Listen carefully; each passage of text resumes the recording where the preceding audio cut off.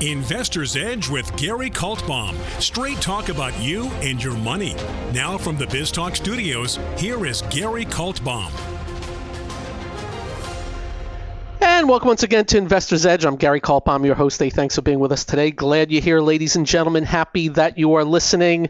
It's Friday. It's, I think, the 21st of June, 2024.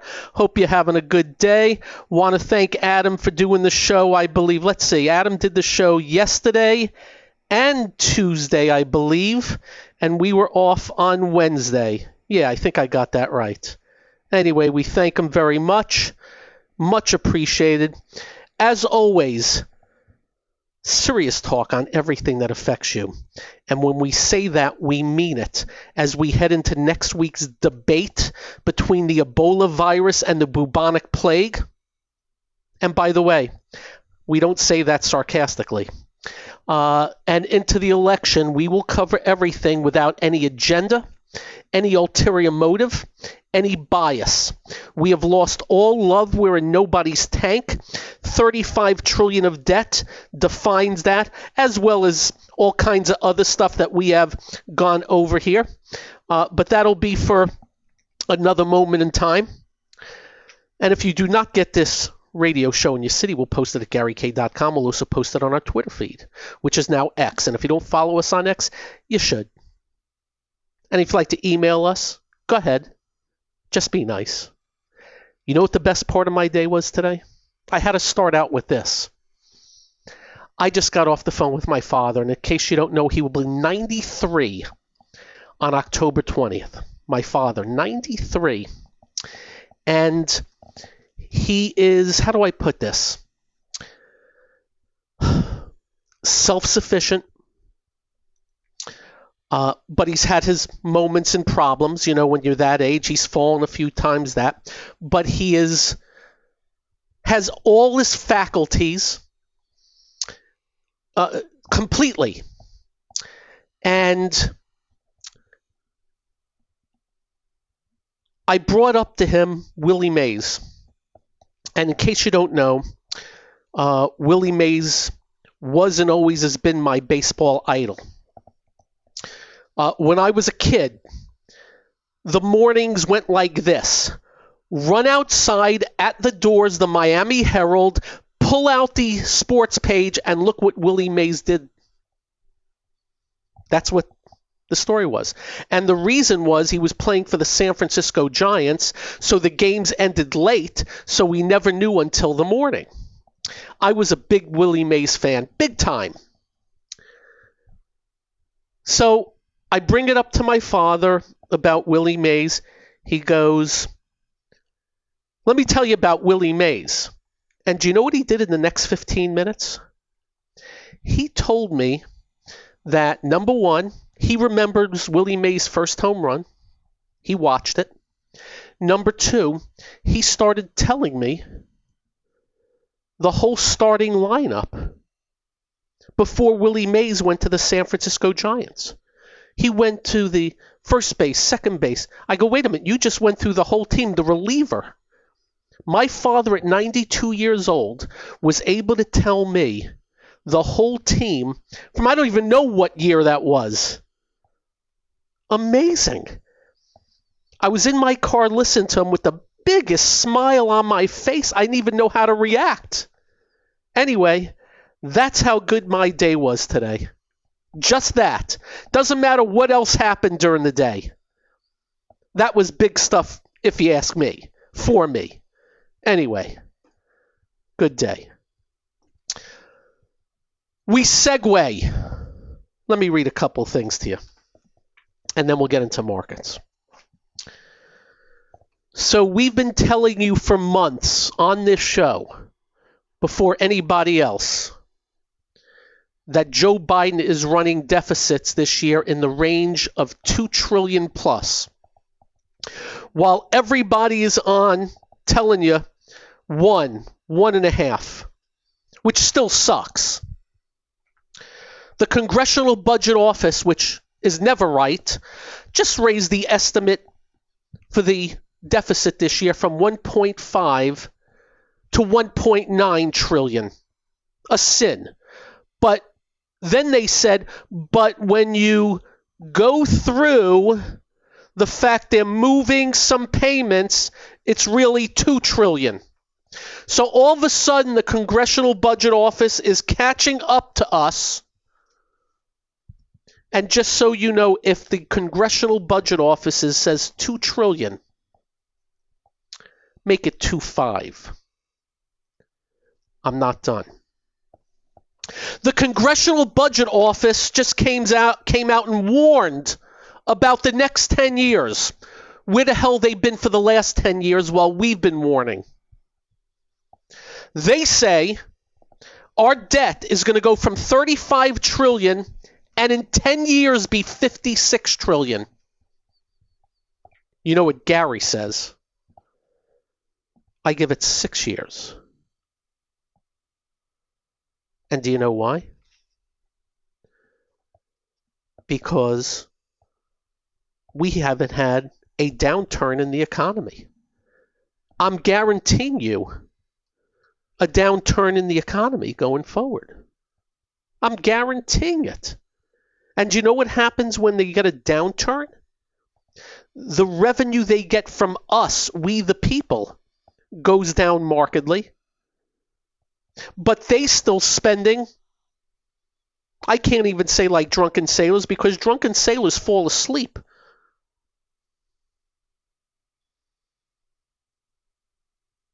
And as we have told you, and we pull no punches on it, we do not know when. We don't know what number. But there will be a day where the bond market wakes up and says, holy you know what?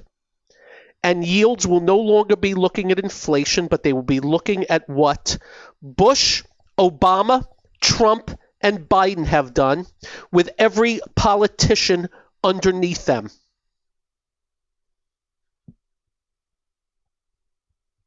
The compassionate conservative Bush, the moderate Obama, the conservative Donald Trump, and the moderate Joe Biden.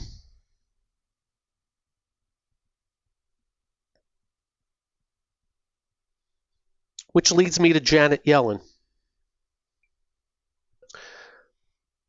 My good friend Neil Cavuto interviewed her yesterday, and Neil is a class act.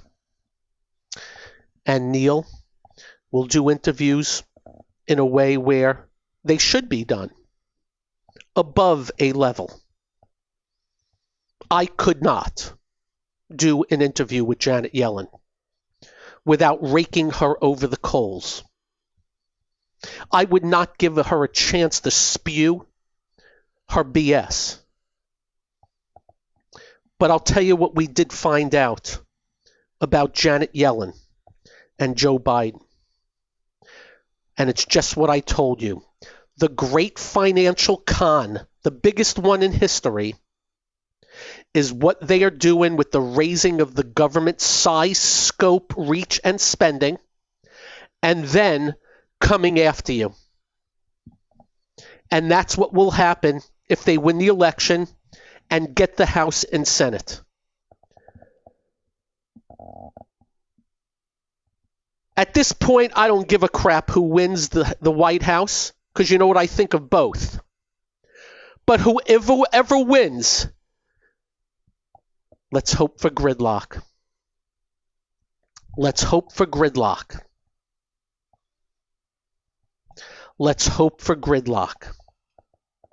I'm going to take that back. If Trump wins, I won't mind the Republicans having the House and Senate, because I do know that he will extend the tax cuts, and I'm pretty damn sure he will do something on the border. But Biden, he's already proposed the most moronic tax proposals in our history. Unrealized capital gains tax on things you don't sell. Long-term capital gains from 20 to 44%. A wealth tax. The man is insane. He is a Marxist socialist control freak. I'd say it to his face. I would just say, President Biden, nothing personal, but you're a socialist Marxist control freak on the economy. Anyway, Janet Yellen went through the interview. I almost threw up. Well, actually I didn't, but you get the imagery on having to listen to our Treasury Secretary that does not give a crap about our treasure. The defender of our treasure. Only interested in the growth of government and the confiscation of wealth. Up next, we'll finish it off. I'm Gary. This is the one and only Investor's Edge.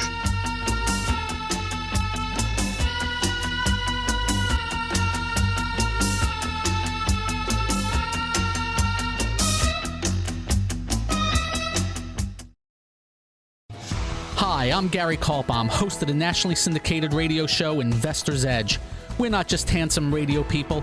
We manage investors' money for a living, specializing in fee-based discretionary money management. No big commissions, just a fee on the assets that's managed. We also provide a full range of personalized services, including retirement planning, fixed income, and educational needs, all to assist you in achieving your financial goals. Understanding not all individuals have the same needs, we'll carefully evaluate your personal goals to determine a proper investment strategy. If your current approach to investing is not getting you to where you would like to be, call us to make an appointment for a complimentary portfolio review. The number to call is 888-422-5559. That's 888-422-5559. That's 888-422-5559. Investment advisory services offered through Kaltbaum Capital Management. It's time to switch on the integrator units and get the brain cells working. You're listening to Hey, this promises to be fun. Investor's Edge The last bastion of quality programming. with Gary Kaltbaum. It doesn't get better than this.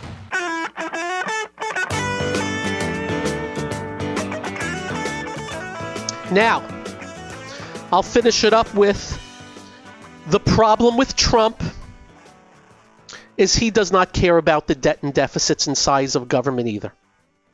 He proved it for 4 years. I still remember, and I came on this show while he was running for president saying, I applaud him. I applaud Donald Trump because he is out there saying he knows how to cut the debt. He knows how to cut the deficit. It'll be easy as all heck. And he has done all kinds of deals in his lifetime, and he's going to come in and boom, and immediately came in and raised spending like a Democrat. So my expectations on that is 0.0, as John Vernon said in Animal House. 0.0.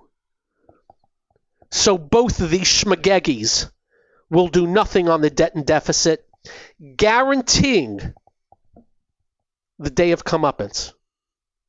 The good news is, listen carefully, the market will top out in advance of that. And we'll be ready for that. The day of comeuppance. And how it's going to happen is that yields are just going to spike. Cost of capital is going to spike. And then who knows? Janet Yellen was quoted saying, I'm comfortable with the numbers on the debt and deficits. You know what I would say to her? Nothing personal, Ms. Yellen. Are you smoking crack? $1 trillion is going towards interest. $1 trillion a year is being wasted on interest because of all this that you're applauding? What the hell is the matter with you, and how can you call yourself the Treasury Secretary? Fire yourself.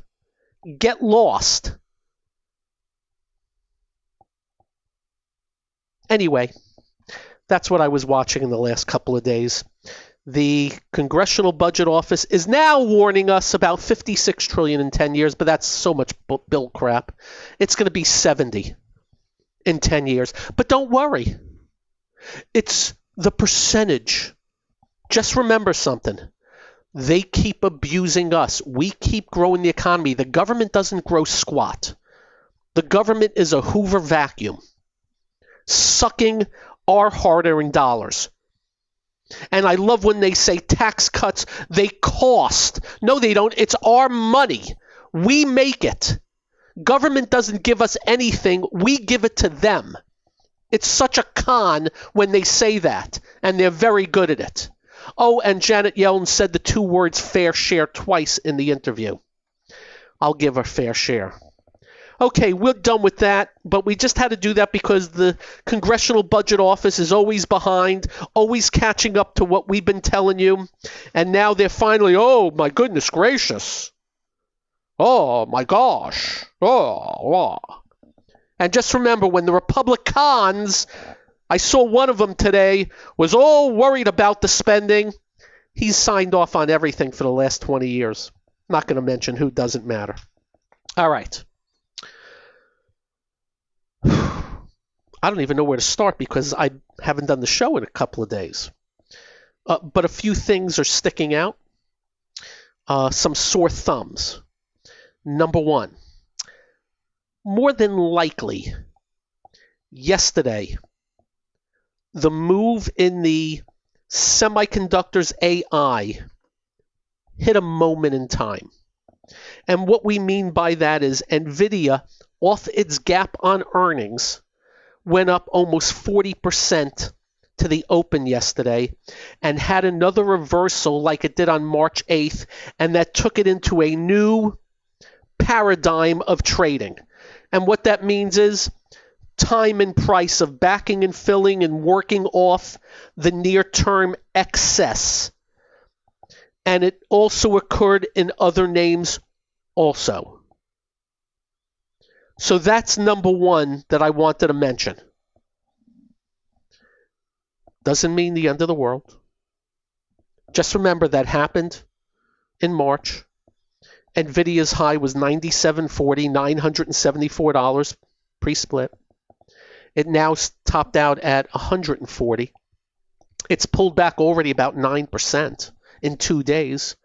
That is what is known as too far, too fast, and finally hit a number. And we'll stay on top of it for you each and every day. But we think probably in here it's going to do some time and price. And that goes for others that have gone kind of sort of vertical. And what we mean by vertical is just get a chart and draw a line almost straight up for some of these names. That's all. And it doesn't mean they're not going to double and triple from here. What we're able to do is see characteristics of exhaustion, too far, too fast. And we'll see what next week brings. Next week, we're getting towards the end of the quarter. And then into July, and third week of July, we'll start earnings again. Some good news is the bond market is quieted down, and that's good news, stabilized. And if I'm Jay Powell, I just don't do anything. Why? Because things are stable. He doesn't have to raise rates. He doesn't have to lower rates. Just hang out. So that's good news. We're down at 4.25 on the 10-year. Was as high as 5 back last November. Was as high at 4.73 a matter of about 7-8 weeks ago. So this is good news. Oil prices have been ticking up, though, and that's something to watch. In fact, the spot price is up like 14% in the last 10 days. What else? Gold and silver. Not much happening right now. Gold has gone into about 10-11 week range bound. Silver, about the same. Had a good day yesterday, a crappy day today. Nondescript. Got to do that. The new yearly highs versus new yearly lows, the best way I can explain it to you, there are triple the new yearly lows on the NASDAQ than new yearly highs, which is stunning considered the move in the NASDAQ, which tells you exactly what we have been telling you. That is narrow as all heck. Big time narrow. Europe's been weakening. People blaming on elections, this, that. We've been questioning. They're telling us, like the UK's in recession, how is the market going up? But it's not going up anymore. To be watched. Asia, well, that's my music. Up next, we'll do Asia. Rest of the market. Thanks for being here. I'm Gary. This is the one and only Investor's Edge.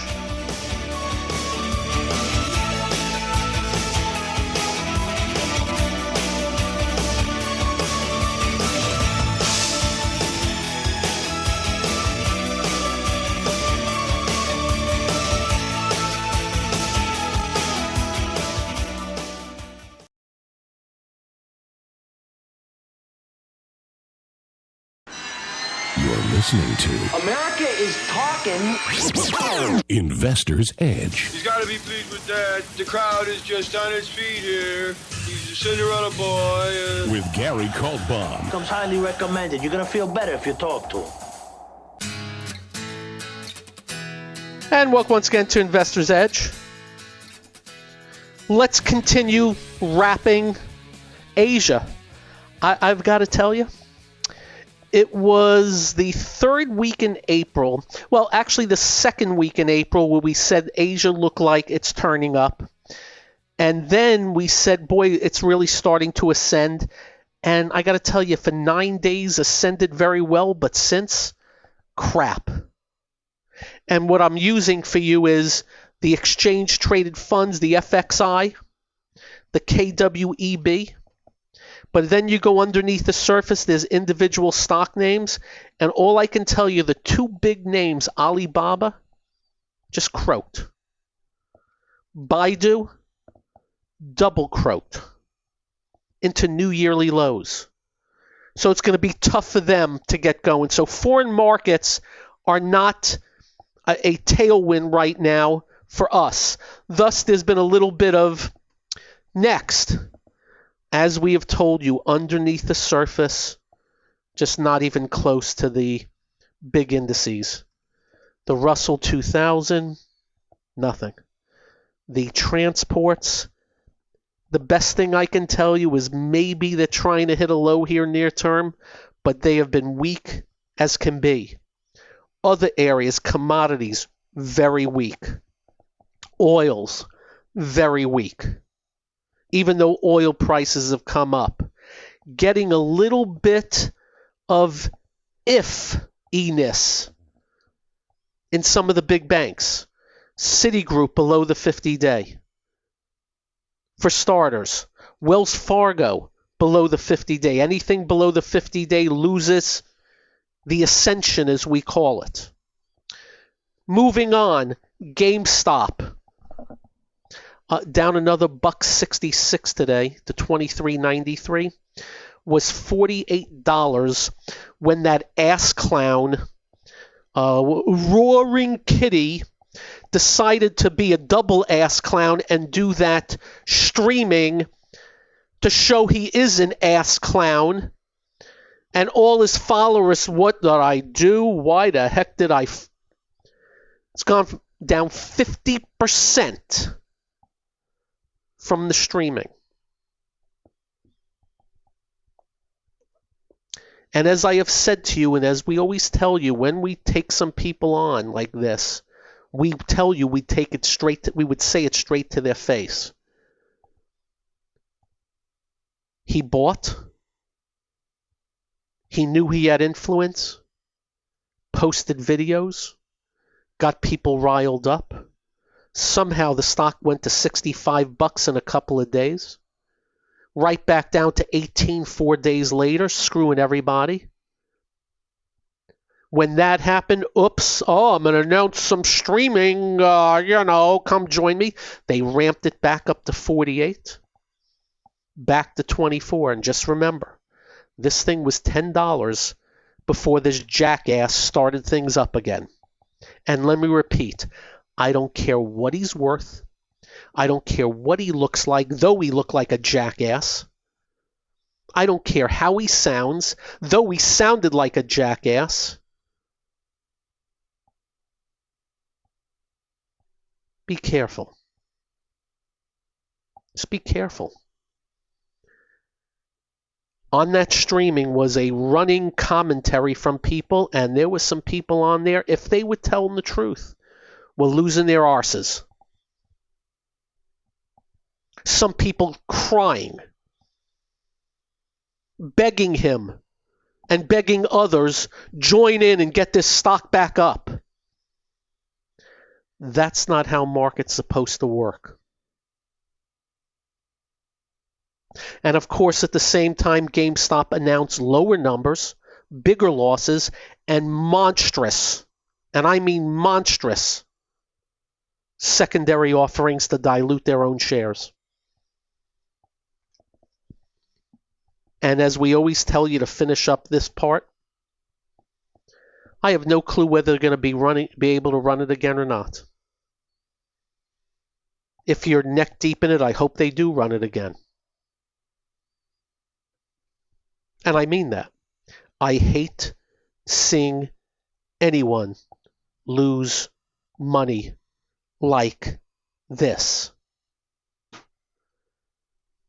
The markets are tough enough. Do not make them tougher. In the intervening days, off of my commentary on Trump stock, well, this week it's gone from 35 to 27. We just want to repeat, nothing political. We've done it with dozens of stocks throughout the years that we thought were extreme in valuation. Rivian, Beyond Meat, the SPACs. We just want to repeat again. We're not telling you where the stock is going. We're telling you the exact valuations. 176 million shares outstanding. At $1, that would give it $176 million market cap with less than $4 million in sales and lose a ton of money and sales down 30% year over year. And now they're all so worried at the Trump thing. Oh, we're going to go after the short sellers. Well, you can't because it's completely illegal. And no, we haven't shorted, and I don't even know if he can borrow stock. So we're just telling you valuation. Is it going there? We don't know. Is it going lower? We don't know. We just know ultimately everything goes to where it should be valued. If they start growing the business, it's one thing. I do believe the Trump name is worth. How much, I don't know. That will let the market decide. But back on point, whether it's Trump or Rivian or Beyond Meat or no sales biotechs or GameStops or AMC, which, by the way, just went from $11.88 to $4.55, and it's still ridiculously priced. You gotta know when you're giving somebody a $20 bill and you're getting back $5. And sometimes you're getting back $1. And all you have to do is go look how many shares outstanding versus the sales. That's for starters. Then go look at the earnings. It'll give you everything you need to know. And what we just want you to notice, we mostly are doing the extremes that we tell you we worry about. And unfortunately, there's a lot of no-sales biotechs that have been foisted upon an unwary public that are touted to you. And admittedly, there's been a few that have been bought out, amazingly. Heck, I have seen no-sales biotechs bought out for $3 and $4 billion because a big pharmaceutical thinks, well, whatever they are in trials for is going to be huge for them. God bless them. It's the ones where the placebo does better than the drug in phase 2 trials, and the stock drops 70% overnight, that we are worried about. So we just wanted to bring this up because, man, oh man, it is amazing the amount of emails we get on GameStop still. And we don't ask whether the people own it or not, but there's still this big interest. And I'm thinking to myself, this thing came from under 10. It's 24, and I'm still getting, what do you think? And of course I say, I don't know. But ultimately, that's what we always use, the term, that little word, ultimately, eventually. You know what happened the last time? 90%. AMC, 99%. When the music stops, and if anything else shows up like that, we're going to tell you. And always say it's your money. You get to decide. The rest of the market. Well, the Dow's picked up a little, but has now done nothing since February and is the laggard. The Nasdaq's pulling back. If you look at the Nasdaq advanced decline line versus the Nasdaq, it is stunning. That's going to be a reckoning one day. We'll explain that up next and more. I'm Gary. This is the one and only Investor's Edge.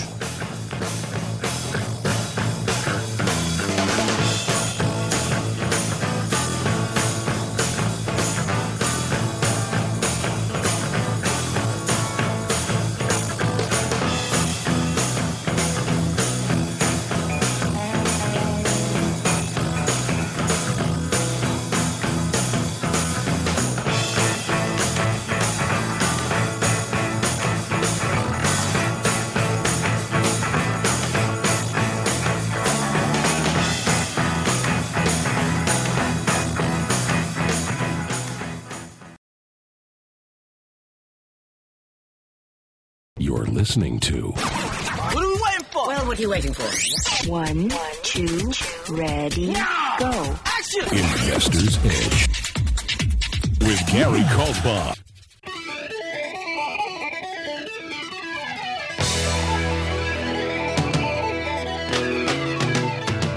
Ba-dum-bum.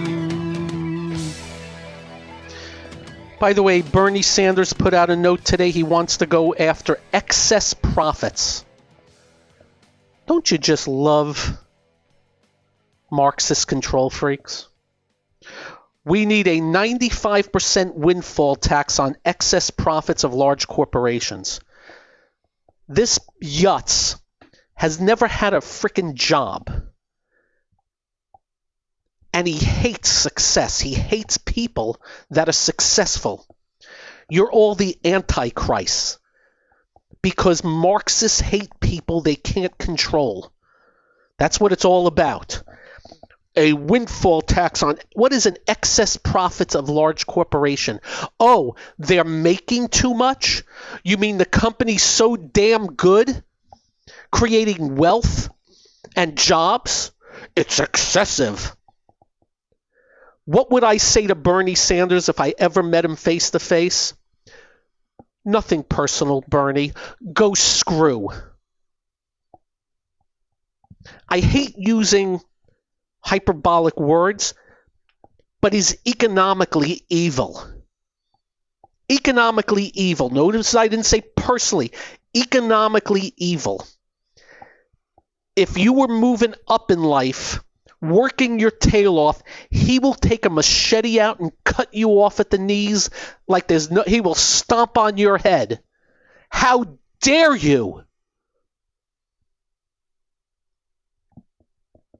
He's economically evil, and so are the rest of them.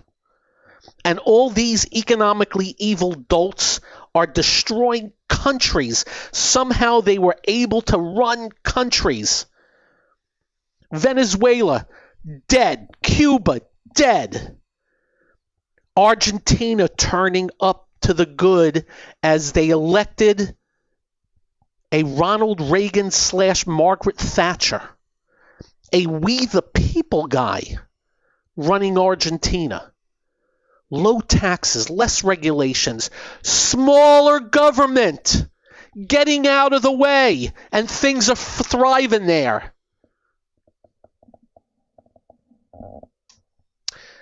$35 trillion of debt here, masking the problems we're going to have in the future. Remember, just cutting another credit card with a higher credit limit to pay for the last one. The greatest financial scheme in our history, brought to you by Joe Biden. And that, I got to tell you again, and this I really wish my trajectory was different. I'd be running for president. I'd be up against Biden. And I would ruin him in a debate. His teeth would fall out. His face would go ashen. He'd turn into Ralph Cramden with the humana, humana, humana. He wouldn't even know what hit him. And if CNN tried to bag me with stupid, I'd have them lying on the ground. They wouldn't even know what hit them. They're all in the tank. Everything's government this, everything's government that. I saw some leftist idiots saying tax cuts cost the government. But they don't say relieving somebody's loans doesn't. Because they love Marxism, socialism, control freakism versus people keeping more of their hard-earned dollars. Do you know they're actually pissed off that Trump proposed waiters and waitresses not paying taxes? It's a cost to the government. So people keeping their earned dollars, more of it, is a cost to the government, but no, relieving somebody's loan isn't. They're all sick in the mind. They have, I don't know where the media turned into One Flew Over the Cuckoo's Nest, but boy, oh boy. They all forgot. 160 million of us going to work every day. That funds government. They don't fund us. They're nothing. They've destroyed Social Security. They've destroyed Medicare. They admit it's gone bankrupt and still do nothing about it. And if anybody wants to do something about it, oh, you're throwing grandma off the roof. It's one big giant laugh. But back what I was talking about, the NASDAQ has gone from, take your little watch, and go from 8 o'clock to 10 o'clock. I take it back. 8 o'clock to 2 o'clock. Just draw that line. Bottom left, top right. That's the NASDAQ, the index. Now draw a line top left to bottom right. That's the NASDAQ advanced declines. Basically what that line is, you add up every day the advanced declines and you plot them. And basically what it tells you is something very simple. Apple, Microsoft, Google, Facebook, Netflix, Nvidia, Broadcom, Qualcomm, a few others. While a ton left for dead. And as we've said to you so often, we have a laundry list of stocks in bad shape. We want the day to come where the broad market starts coming on, and it just doesn't happen. And it could. We're not saying it won't. We're just saying it hasn't. And it's something that we got to watch, and watch very carefully. One of the main culprits have been software stocks. All the small to mid software stocks have been croaking. We're hoping they get better. We'll let you know. There's been a few that got a little better, but most have not. And we're so big on these advanced declines versus the indices because How do bear markets start? With a lot of narrowness. So stay tuned. We'll be on it. Until Monday, you all have a great weekend. Drive carefully. Thanks for putting up with me. But we the people. And when you get home, do like we do. Quite simple. Make sure you hug your family. Make sure you hug your children. They will feel better. You will feel better, I promise. Stay well. Be well. Thanks for joining us. Serenity now. Bye-bye. This has been Investor's Edge with Gary Kaltbaum on BizTalk. To listen to past episodes or to get in contact with Gary, go to GaryK.com. That's GaryK.com.